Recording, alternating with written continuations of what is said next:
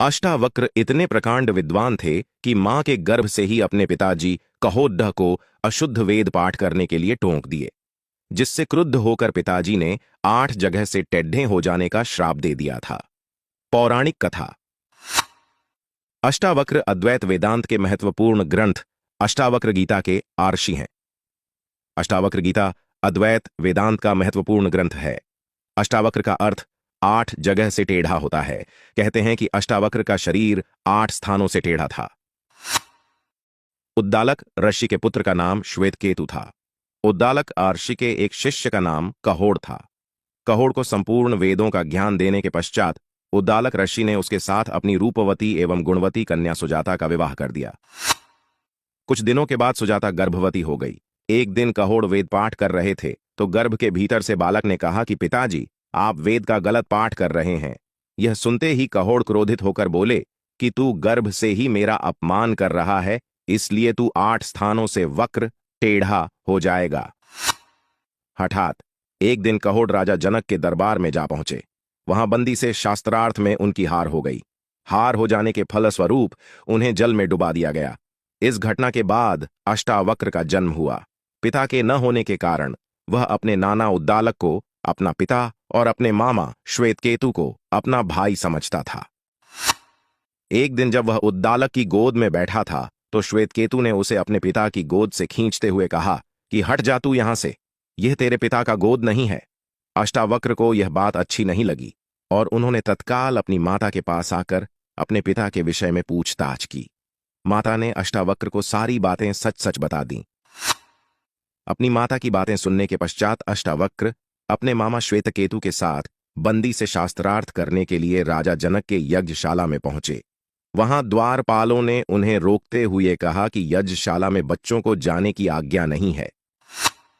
इस पर अष्टावक्र बोले कि अरे द्वारपाल, केवल बाल श्वेत हो जाने या अवस्था अधिक हो जाने से कोई बड़ा व्यक्ति नहीं बन जाता। जिसे वेदों का ज्ञान हो और जो बुद्धि में तेज हो, वही वास्तव में बड़ा होता है। इतना कहकर वे राजा जनक की सभा में जा पहुंचे और बंदी को शास्त्रार्थ के लिए ललकारा। राजा जनक ने अष्टावक्र की परीक्षा लेने के लिए पूछा कि वह पुरुष कौन है जो 30 अवयव, 12 अंश, 24 पर्व और 360 अक्षरों वाली वस्तु का ज्ञानी है। राजा जनक के प्रश्न को सुनते ही अष्टावक्र बोले कि राजन, 24 पक्षों वाला, 6 रथुओं वाला, 12 महीनों वाला तथा 360 दिनों वाला संवत्सर आपकी रक्षा करे। अष्टावक्र का सही उत्तर सुनकर राजा जनक ने फिर प्रश्न किया कि वह कौन है जो सुप्तावस्था में भी अपनी आंख बंद नहीं रखता? जन्म लेने के उपरांत भी चलने में कौन असमर्थ रहता है? कौन हृदय विहीन है और शीघ्रता से बढ़ने वाला कौन है? अष्टावक्र ने उत्तर दिया कि हे जनक, सुप्तावस्था में मछली अपनी आंखें बंद नहीं रखती। जन्म लेने के उपरांत भी अंडा चल नहीं सकता। पत्थर हृदयहीन होता है और वेग से बढ़ने वाली नदी होती है। अष्टावक्र के उत्तरों को सुकर राजा जनक प्रसन्न हो गए और उन्हें बंदी के साथ शास्त्रार्थ की अनुमति प्रदान कर दी। बंदी ने अष्टावक्र से कहा कि एक सूर्य सारे संसार को प्रकाशित करता है। देवराज इंद्र एक ही वीर हैं तथा यमराज भी एक है। अष्टावक्र बोले कि इंद्र और अग्निदेव 2 देवता हैं, नारद तथा पर्वत 2 देवर्षि हैं, अश्वनी कुमार भी 2 ही हैं, रथ के 2 पहिए होते हैं और पति पत्नी 2 सहचर होते हैं। बंदी ने कहा कि संसार 3 प्रकार से जन्म धारण करता है। कर्मों का प्रतिपादन 3 वेद करते हैं। तीनों काल में यज्ञ होता है तथा 3 लोक और 3 ज्योतियां हैं। अष्टावक्र बोले कि आश्रम 4 हैं, वर्ण 4 हैं, दिशाएं 4 हैं और ओंकार, आकार, उकार तथा मक्कार, ये वाणी के प्रकार भी 4 हैं। बंदी ने कहा कि यज्ञ 5 प्रकार के होते हैं। यज्ञ की अग्नि 5 हैं, ज्ञानेन्द्रियां 5 हैं, पंच दिशाओं की अप्सराएं 5 हैं, पवित्र नदियां 5 हैं तथा पंक्ति छंद में 5 पद होते हैं। अष्टावक्र बोले कि दक्षिणा में 6 गौयं देना उत्तम है। अर्थुएं 6 होती हैं, मन सहित इंद्रियां 6 हैं, कृतिकाएं 6 होती हैं और साधस्क भी 6 ही होते हैं।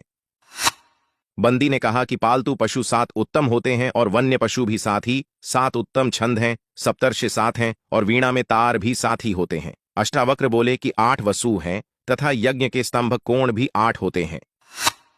बंदी ने कहा कि पितृ यज्ञ में समिधा 9 छोड़ी जाती है, प्रकृति 9 प्रकार की होती है तथा वृहति छंद में अक्षर भी 9 ही होते हैं। अष्टावक्र बोले कि दिशाएं 10 हैं, तत्वज 10 होते हैं। बच्चा 10 माह में होता है और दहाई में भी 10 ही होता है। बंदी ने कहा कि 11 रुद्र हैं, यज्ञ में 11 स्तंभ होते हैं और पशुओं की 11 इंद्रियां होती हैं। अष्टावक्र बोले कि 12 आदित्य होते हैं, 12 दिन का प्रकृति यज्ञ होता है, जगती छंद में 12 अक्षर होते हैं और वर्ष भी 12 मास का ही होता है। बंदी ने कहा कि त्रयोदशी उत्तम होती है, पृथ्वी पर 13 द्वीप हैं।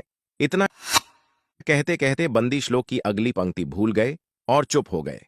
इस पर अष्टावक्र ने श्लोक को पूरा करते हुए कहा कि वेदों में 13 अक्षर वाले छंद अतिछंद कहलाते हैं और अग्नि, वायु तथा सूर्य तीनों 13 दिन वाले यज्ञ में व्याप्त होते हैं।